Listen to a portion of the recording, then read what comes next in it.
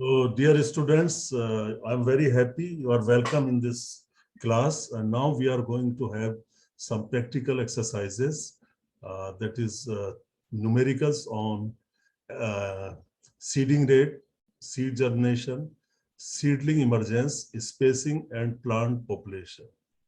One day we already discussed what is seed germination and what is seedling emergence or seedling emergence. Or seedling emergence is almost equal to field emergence of the crop, of the seedling. So you can say seedling emergence or field emergence. They have got similar meaning. And then some questions on spacing and plant population or plant density, and exercises on moisture and protein percentage.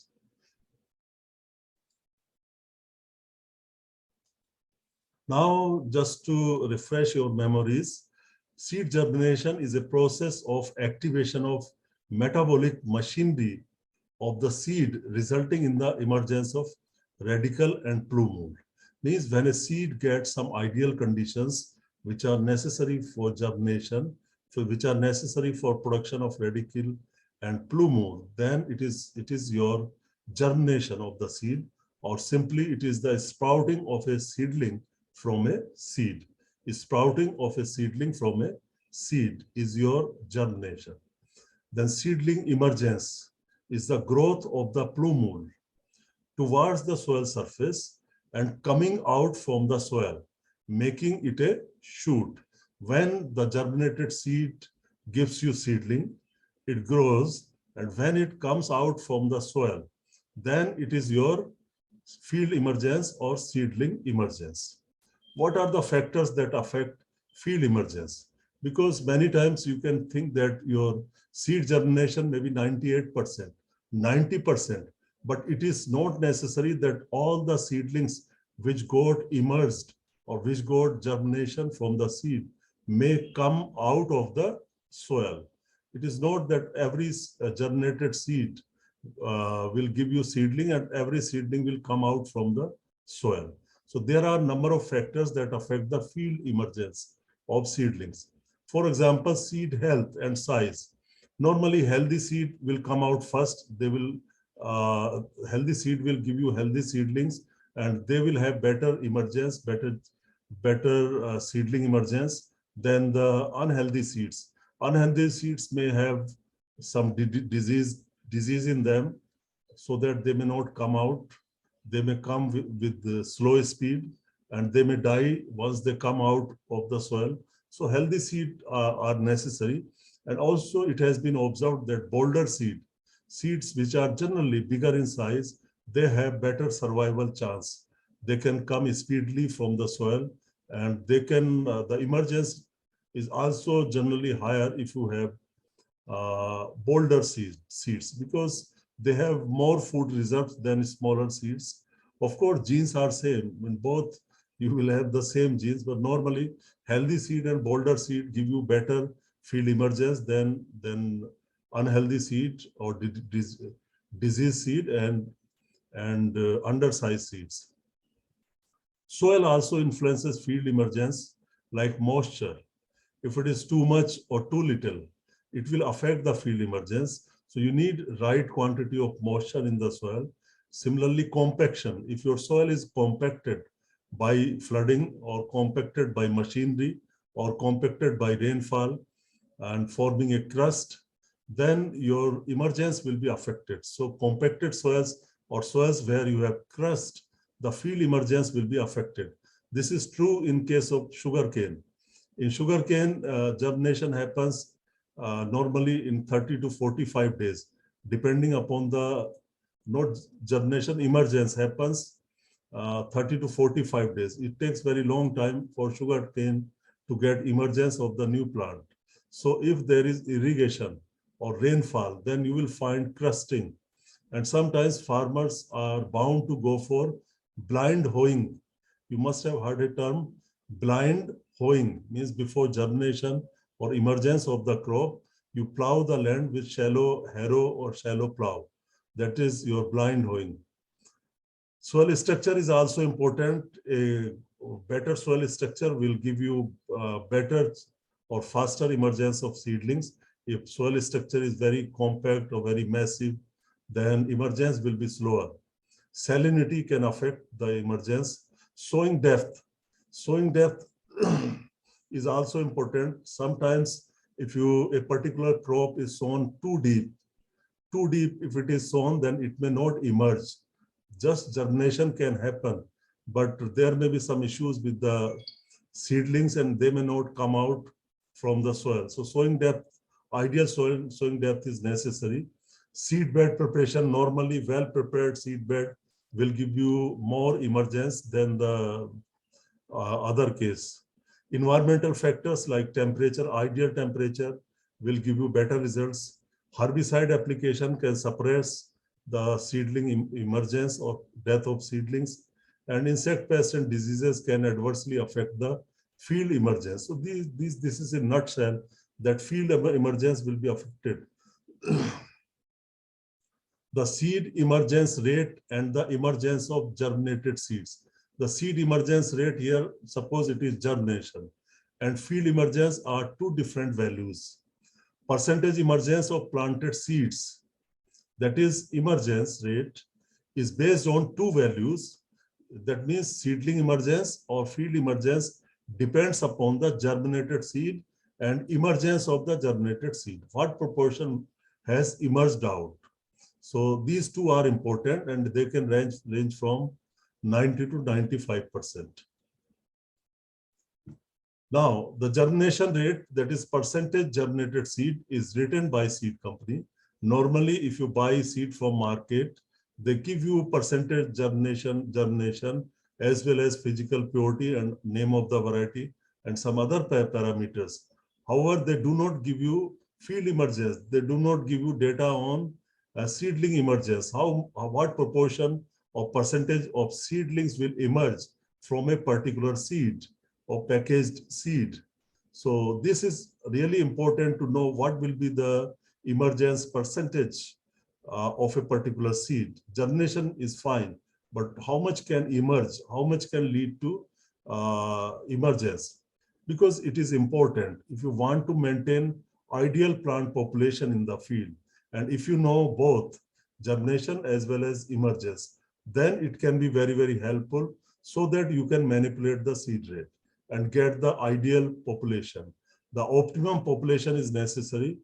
Too much or too less population is not good for more productivity. For higher productivity and better results, you need optimum population in every crop. Field emergence of planted and germinated seeds.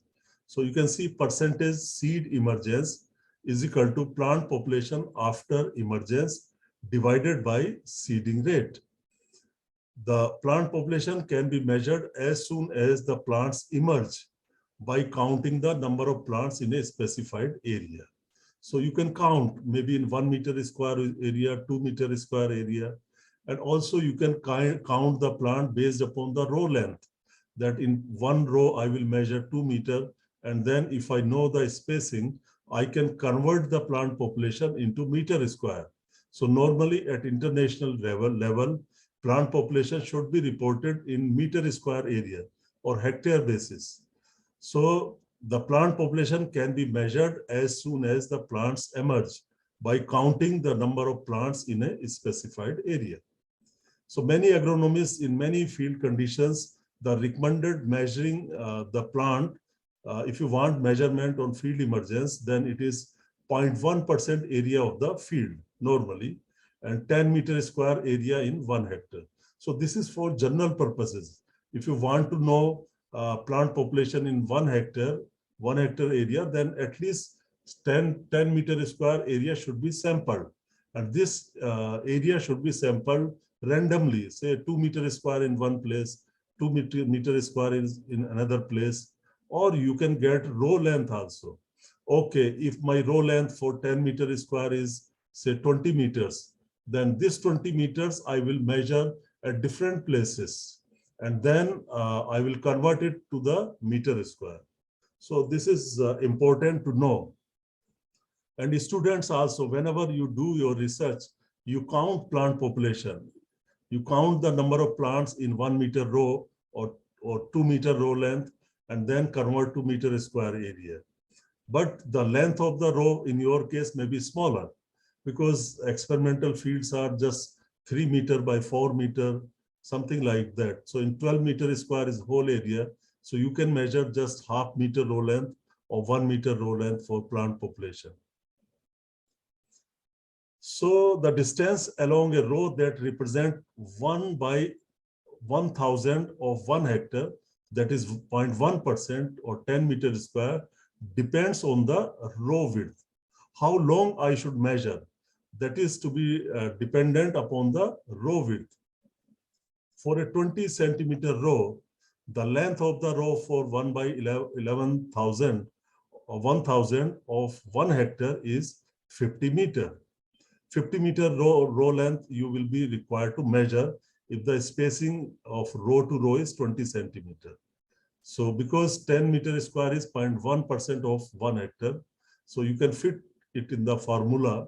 0.2 meter is your 20 centimeter row length can be converted into 0.2, 20 by 100, so 0.2 meter into Z.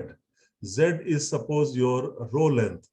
So row length, we don't know how much row length will be there if your spacing is 20 centimeter. And then we know it is 10 meter square. We want to sample 10 meter square area. So Z is equal to 10 by 0.2 is equal to 50 meter.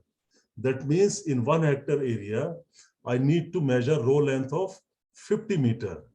So 50 meter row length will be the ideal here for measuring the plant population of 1 hectare. Now we come to the numerical number 1. Calculate the percentage of germinated seed that emerged from the soil. Means you need to work out the field emergence given the seed germination rate as 95% and the seeding rate is 90,000 seeds per hectare. They can give you 1,000 seed weight also and give you seed rate per hectare. Then you can convert them into number of seeds per hectare. So here number of seeds per hectare are given, 90,000 seeds per hectare, and the post-emergence counted plant population is 80,000. The population is also given, 80,000 plants per hectare. What would be the percentage emergence of germinated seed? So now you know seed germination 95%, seeding rate 90,000, and field emergence or population is 80,000 plants per hectare. So now you need to work out the percentage field emergence. You can see here, very simple. Number of germinated seed you can calculate because you know there were 90,000 seed and 95 divided by 100. So it comes out to be 85,500. So these are the seeds which were germinated. So out of 85,500 seeds, 80,000 emerged. The field emergence happened only for 80,000. That means remaining 5,500 died or could not survive. So thus out of 100 germinated seed, the emerged seedling is equal to 80,000 into 100 divided by 85,500. So you get 93.6%. That is your field emergence. So this is the answer. Or you can directly calculate if you know the formula. This is the formula you can remember. PEGS, percentage emergence of germinated seed, or percentage field emergence, is equal to field emergence means count for unit area divided by seeding or planting rate. What was the planting rate? Or divided by percentage germinated seed divided by 100, multiplied by 100. So putting the values here, 80,000 by 90,000 divided by 95 by 100, you get same result, that is 93.6. So you can solve it. It is very simple. And now you can try this numerical yourself. Can you try this? If you have pen and pencil, you can try. Determine the percentage of germinated seed that emerged from the soil If the seed germination rate is 90%, the seeding rate is 75,000 seeds per hectare, and the post-emergence counted plant population is 60,000 plants per hectare. Sir, 88.88%. Okay, Sir, 88.89. 80%. very nice. They are very simple questions, but many times when suddenly we are asked to do, we are unable to do it. So very nice. You can see it. Field emergence, you can do either way. Field emergence divided by seeding planting rate, or both divided by germinated seed by 100 into 100. So you get 88.9%. Now, next question is, if the rice planting was done at the rate of 500,000 seedlings per hectare, and the plant population at 4th day was 4,50,000, means initially it was 5 lakhs, now it has become 4.5 lakhs plant per hectare. Calculate the percentage survival of seedling at 4th day of transplanting. Also calculate the plant to plant spacing if row spacing was kept 20 centimeter. So I think you can easily work it out. You can see solution is before you. 500 seedlings planted, seedling survived 450,000. If one seedling, 450 by 500. If 100 seedlings means percentage you want data in percentage, then multiplied by 100. So you get 90%. So 90% is the survival of the seedling. These seedlings survive. And death of the seedling will be, this is survival percent. What will Death percent 10%. 10%. 10%. 10%. डरते क्यों हो तुम लोग बोलते हो? कोई बात नहीं. Now you see, so you can do by putting a formula also. We can create one small formula also like this. Survival percentage is equal to 100 into final population divided by initial population, and you get 90%. And you can say death rate or mortality rate 100 minus survival percentage, that is 100 minus 90, 10%. So you can solve it. You will get similarly mortality rate. If you directly want to calculate the mortality or death rate, then initial population minus final population into 100 divided by initial population. So you can calculate the mortality rate and then survival 100 minus mortality. So you can change them. This is simple mathematics, and such kind of numericals are important for those who appear in competitive examination. Now, variety of numericals are coming to your exam. So now question comes, how to calculate the spacing. Now, can you try the spacing? Because you see, if the rice planting was done at 500,000 seedlings, so number of seedling was 500,000 in 1 hectare, and you are given the spacing. Spacing is 20 centimeters. What will be plant to plant spacing? Could you try it?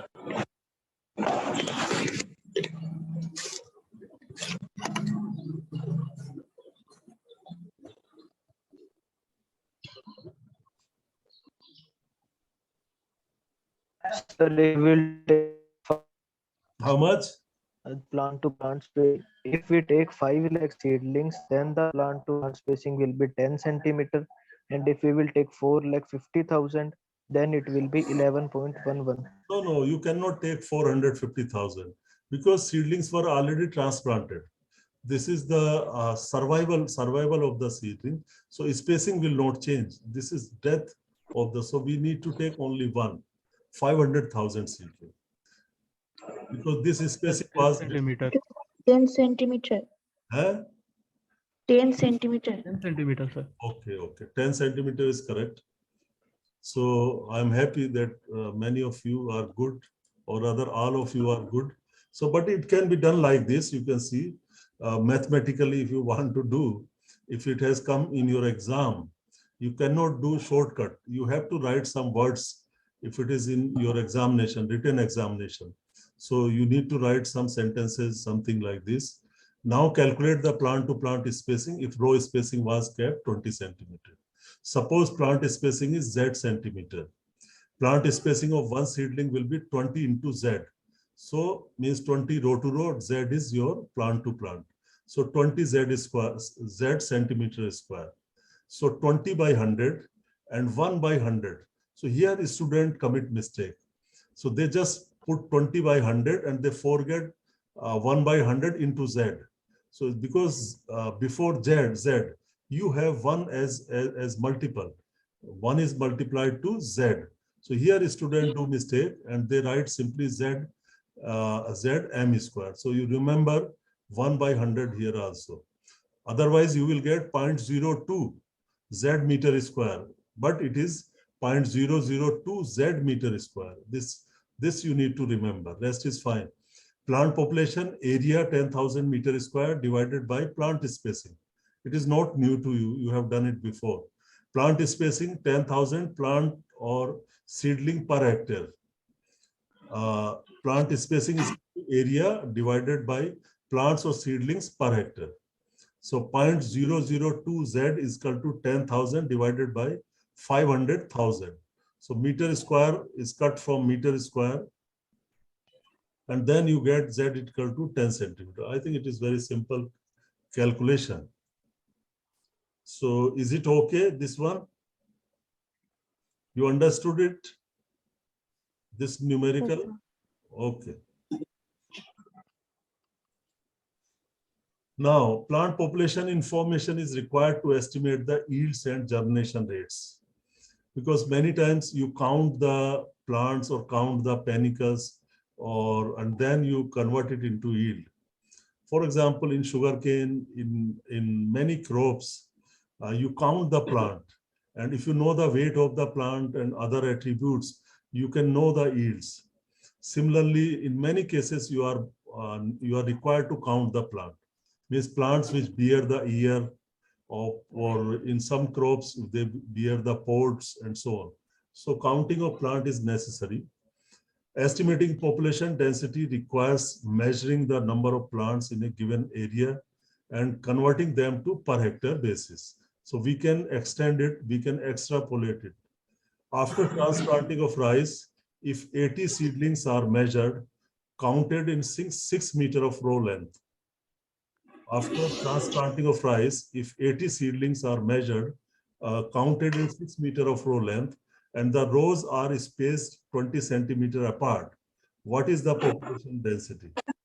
Attempt it. Can you calculate the population in 1 hectare area? Sir, 6,66,666. So fast. Let the Yes, others sir. try. Let the Yes, others sir. also try. Very nice. So let the others also try, because people like me are slow. It's the same answer, sir. Yeah, I'm not saying it is wrong answer, but he did it very fast. But if you I ask, got the same answer as well. okay, so very good. No matter.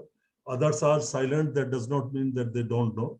They are also knowing, but speed varies with person. I can do. I will need at least 10 minutes to do it, but your brains are very sharp, very young, so you can do it fast. I'm very happy. So I will do like this. Calculate the number of seedlings in 1 square meter area and then multiply the result by 10,000. Because if I know the population for 1 meter square, I can multiply with 10,000 to get population in 1 hectare. So you know spacing is given 6 meter by 0.2 meter. 20 meter is your 20 meter is your row to row length. Then there will be 80 seedlings. In this, there will be 80 seedlings. So if I multiply it, then because it is given to us in 6 meter row length, you have 80 seedlings. So 1.2 meter square, 6 into 0.2, 80 seedlings. So 1 meter square is equal to 80 by 1.2. Then 10,000, you can multiply it and you get 6.666, something like that, or you can write it 6.7 lakhs per hectare. or you can have simply formula also. Plant population per hectare is equal to 10,000 into number of plants counted divided by meter square area from which plants counted. So this is just created formula. 10,000 into 80 divided by 6 into 0.2. So you get 6.7 lakh hectares. Now try this one also. If population of rice seedling in a hectare land is 1,60,000, find out the row to row distance when plant to plant distance is 25 centimeter.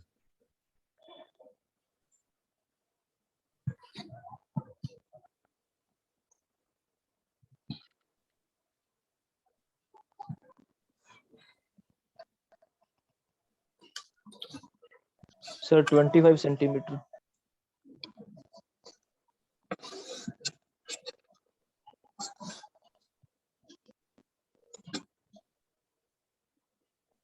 Who says it is 25 centimeter?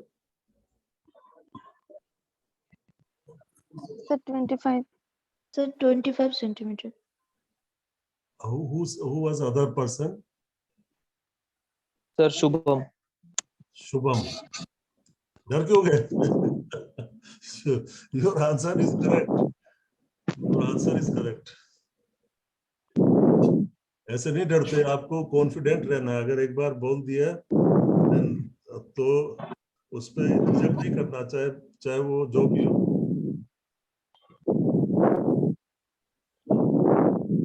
So he's right, and you can see if population of rice seedling in a hectare land is 1,60,000, find out row to row distance if plant to plant 25. Number of seedlings in 1 hectare is given to you, that is 10,000 meter square, 1,60,000. So you can work out for 1 meter square, it is 160,000 divided by 10,000. So suppose row to row spacing is Z centimeter. So you can calculate, because number of seedling in 1 meter square is 16. So 16 is equal to area divided by spacing. So area is 1 meter square divided by 0.01 Z. So here also you remember Z into 1. So 1 means 1 by 100. 1 by 100 means 0.01 Z into 0.25 meter square. Therefore, Z is equal to 25 centimeter. So everybody is clear about this? Everybody is clear? Any doubt? Okay. No, sir. Now we go to another issue. This was simple calculation. Now estimation of dry weight and moisture percentage in rice straw and grain, or any plant parts. It can be any other crop. It can be mustard. It can be wheat. So why it is necessary to know the dry weight and moisture percent of grain or rice straw? So to estimate the protein and nutrient concentration on dry weight basis in straw and grain. So many times your nutrients and proteins are reported on percentage basis or concentration basis. So you must know on dry weight basis, you must know the dry weight or moisture percentage in the grain.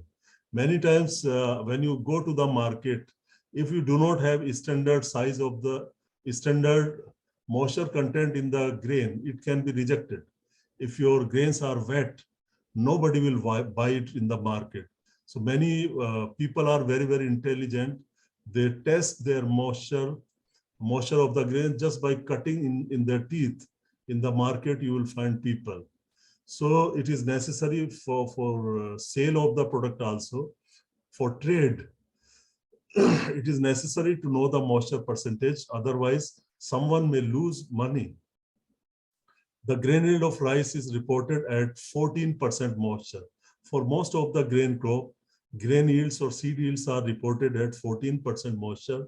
Thus, it is necessary to know the moisture percent in grain. So now we know why it is necessary to estimate the moisture percentage, to estimate the protein and nutrient contents. Sometimes they are reported on dry weight basis. And also in trade, it is compulsory or necessary to know the moisture percentage Otherwise, someone may lose money. If moisture, suppose I am selling my product by saying that it has 14% moisture, but it has 18% moisture, then I will be in profit and the other person will be in loss because after some time that material will lose the weight. So that is why this moisture percentage is important in trade also. The grain yield of rice is reported at 14% moisture, or thus it is necessary to know the moisture percent in grain so as to adjust the yield at 14% moisture. So you normally harvest rice, suppose at 20% moisture. At the time of threshing, it is 15 to 16% moisture, and then the yield is reported in 14% moisture. So you go for drying of the grain, and then moisture percentage can be determined by different methods. You know what are the methods to determine the moisture percent in grain, by gravimetric method or by moisture meters. It is also important to know the dry matter in straw if it is being used in animal feeding. The quantity of dry matter fed to animal is based upon their body weight. So there are several areas. These are very few areas to mention that moisture percentage determination is very, very necessary. Whether it is grain sample or plant sample or your even soil samples, many times you need to know moisture percentage. So dry matter in any plant material, you can say, is dry weight divided by wet weight into 100. Moisture percentage is equal to 100 minus dry matter percentage. Calculate the dry matter percentage in paddy straw if the dry and wet weight of the sample are 30 and 90 gram respectively. So here your wet weight is given, dry weight is given. Taking above formula, you can calculate. So dry matter is 30, 30 is your dry weight into 100 divided by 90, which is your wet weight. So it comes out to be 33.4%. Moisture 100 minus 33.4, so moisture will be 66.6%. You can remember this simplest formula. Other is calculating moisture from wet weight and dry weight. So on dry weight basis or wet base basis, you can calculate moisture depending upon the requirement. Moisture content of grain is usually determined on wet basis.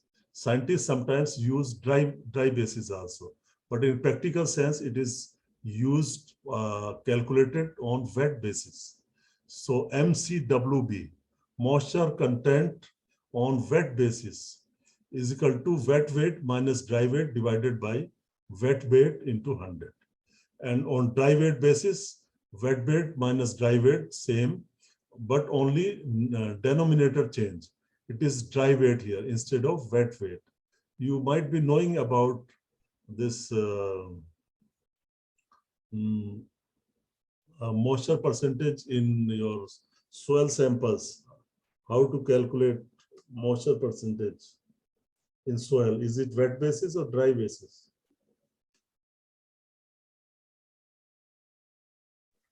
Sir, dry basis. Dry basis. Conversion from MCWB means wet basis to dry basis and vice versa.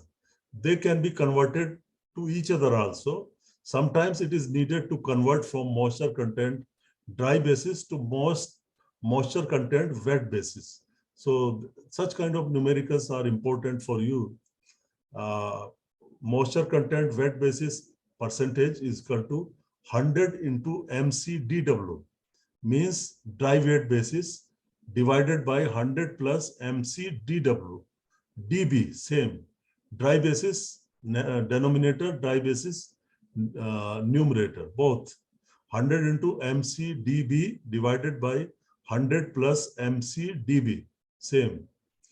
This is for moisture content wet basis, and dry basis is equal to 100 into MCWB divided by 100 minus, here it is minus MCWB. So these are the formula you can use to convert each other. Weight loss during drying.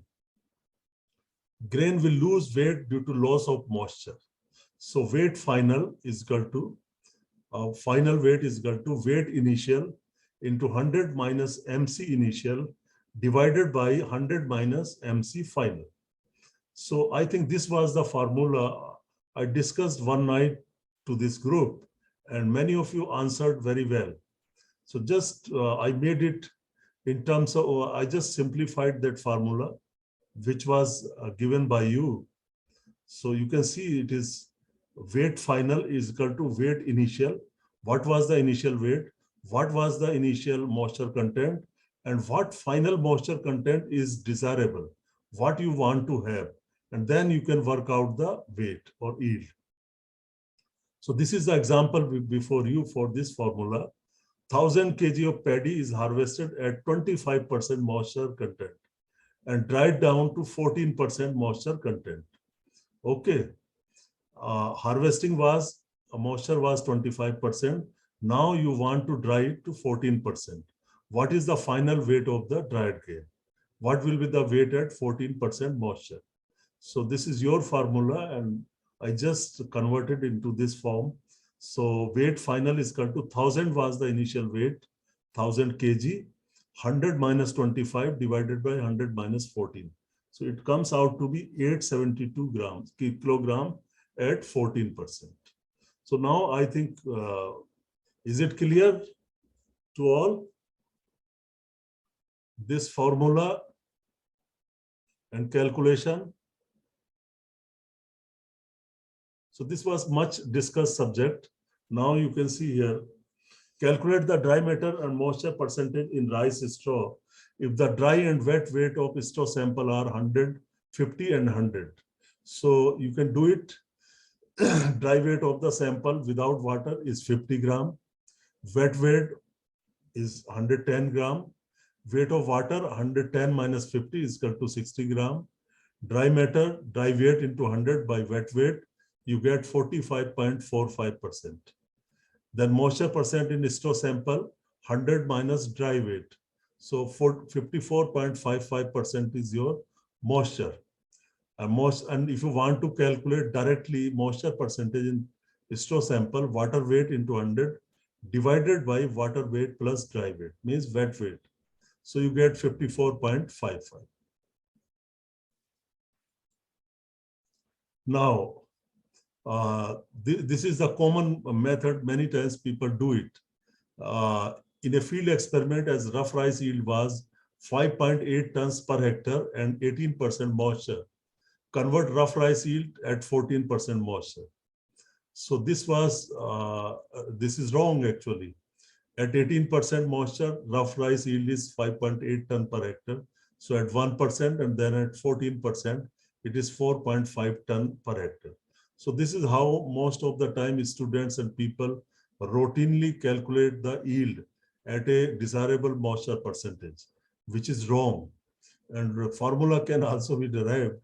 Grain yield ton per hectare at desirable moisture is equal to grain yield at given moisture into desirable moisture divided by moisture percent present in grain. So yield is 4.5 tons per hectare. So this whole procedure in red color is wrong. What is correct procedure is weight final is equal to weight initial into 100 minus MC initial divided by 100 minus MC final. So you get 5.8 into 100 minus 18. This was initial moisture divided by 100 minus 14, desirable moisture is equal to 5.53. So this is correct method. Now, this is exercise, you can do it. In a field experiment, the freshly harvested yield of rough rice was 6.2 tons per hectare. And this rough rice was dried to yield 5.2 ton per hectare at 12% moisture. Compute the moisture percent in freshly harvested rice.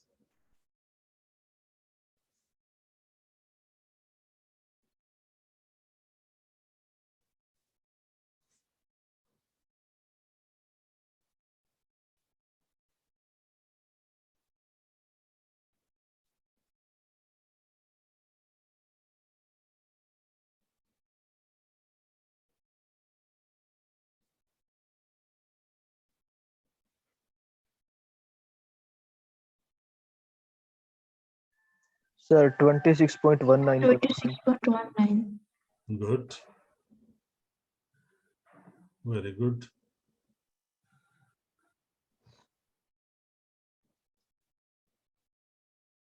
So this is, if we know one, if you know the formula, and if you know all the components except one, we can easily calculate that.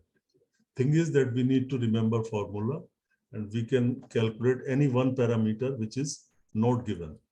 So this is simplest way to do it. Weight final is equal to weight initial, which is 6.2. So weight initial into 100 minus MCI divided by 100 minus MCF. So step 2, you can see in place of weight final, you can write 5.2 is equal to weight initial 6.2 into 100 minus MC initial. That we don't know. What was the moisture content initially? Divided by 100 minus 12. 12 is the moisture percent after drying. Step 3, this is now mathematics, simple mathematics. 100 minus MC initial is equal to 5.2 into 88 by 6.2. And then step 4, moisture content initial is equal to, this simple mathematics, 100 minus 5.2 into 88 by 6.2. So 100 minus 73.8 is your 26.2 moisture content initial.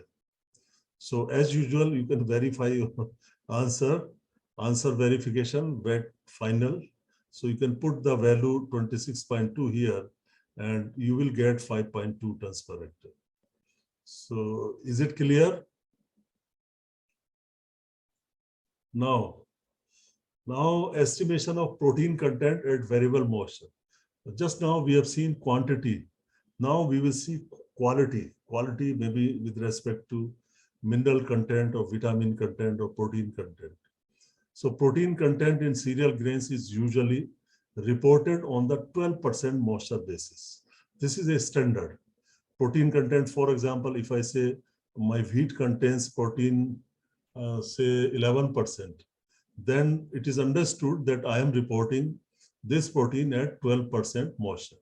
So this is internationally accepted figure of moisture, 12%.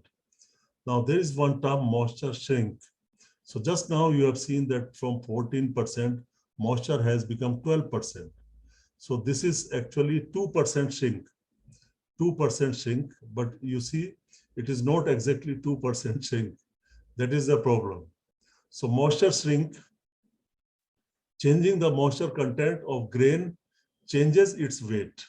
If you change the moisture, the weight changes. This change is normally called as shrink. Means moisture was higher and you have dried it, it has reduced the moisture, then it is called as shrink, moisture shrink. When grain is dried, the moisture shrink can be calculated by moisture shrink is equal to MO. MO means original or initial moisture minus MF, moisture final or final moisture, divided by 100 minus MF, final moisture, into 100. That will be moisture shrink. The moisture shrink when drying rough rice from 15 to 10% moisture is. So normally what will we say if we do not know this formula, like in case of yield also, then many times we will say there is 5% loss of the moisture, which is incorrect. So moisture shrink percent is equal to MO minus MF divided by 100 minus MF. So you put the value of MO, which is 15, and MF is 10, and you can put MF 10 value in two places into 100, 15 minus 10 divided by 100 minus 10 into 100. So you get 5.56%. So instead of 5%, it is actually 5.56% shrink. More shrink. 100 gram rough rice at 15% moisture would weigh 100 minus 5.56 is equal to 94.44 gram instead of 95 gram. Instead of 95 gram, it will weigh 94.44 gram after drying to 10% moisture.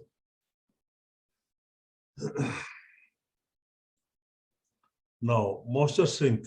Many times a shrink factor is used to determine the amount of weight lost during drying. So it is more technically correct. The shrink factor is the average shrink per point of moisture removed. Means if you remove moisture by 1%, then how much is the increase or decrease in the dry weight? In the last example, the shrink was 5.56% when the rice was dried to 5% point, that is 15 to 10%. So the shrink factor then is 1.11%, means 5.56 divided by 5, it comes out to be 1.11%. It means if the moisture is reduced by 1%, the grain weight will be reduced by 1.11%. So it is the relationship between the moisture percent and the grain weight. And this is only for the range 10 to 15%. It is for the range 10 to 15% that if moisture is reduced by 1%, the grain weight will be reduced by 1.11%. The shrink factor depends upon the final moisture content. What you want to bring down from 15 to 10 or 15 to 8, 15 to 6, what percentage of moisture you want to bring down. Now, this is how now you see the protein. 1 kg of milled rice at 12% moisture contains 7% protein. What is its protein content at 14.5% moisture? So it is almost same. You can see protein percentage is equal to 100 minus desired moisture divided by 100 minus original moisture into original protein percentage. So 100 minus desired moisture is 14.5 divided by 100 minus 12. It was original moisture into 7% protein. So you get 6.8% protein at 14.5% moisture, which was 7% at 12% moisture. One more. A sample of wheat contained 11.8% protein at 11% moisture. If the reporting standard is 12% moisture, calculate the protein percentage. So here protein percentage, formula you can see.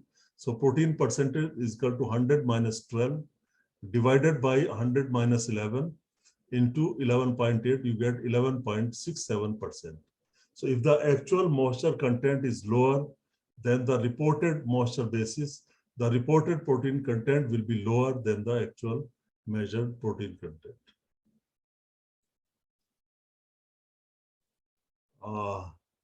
These are further exercises. You can see same kind of exercises you can do. So this was all I wanted to discuss today, and still time is there, I think. So I think 10 or 20 minutes time is still there. So I can discuss.